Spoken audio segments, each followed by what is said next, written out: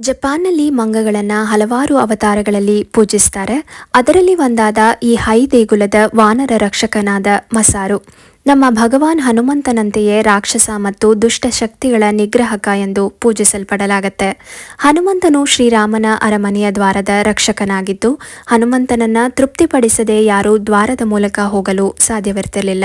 ಮಸಾರು ಕೂಡ ಈ ದೇವಾಲಯದ ರಕ್ಷಕನಾಗಿದ್ದು, ದುಷ್ಟ ಪ್ರಭಾವಗಳು ಮತ್ತು ಶಕ್ತಿಗಳಿಂದ ರಕ್ಷಿಸುತ್ತಾನೆ.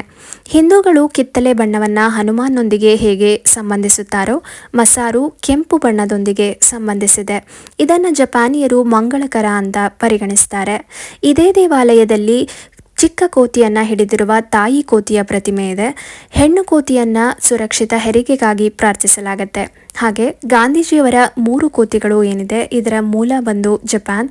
ಜಾಪನೀಸಲ್ಲಿ ಇದಕ್ಕೆ ಸಂಬಿಕಿ ಸರು ಅಂತ ಹೇಳಿ ಕರೀತಾರೆ. ಧನ್ಯವಾದಗಳು.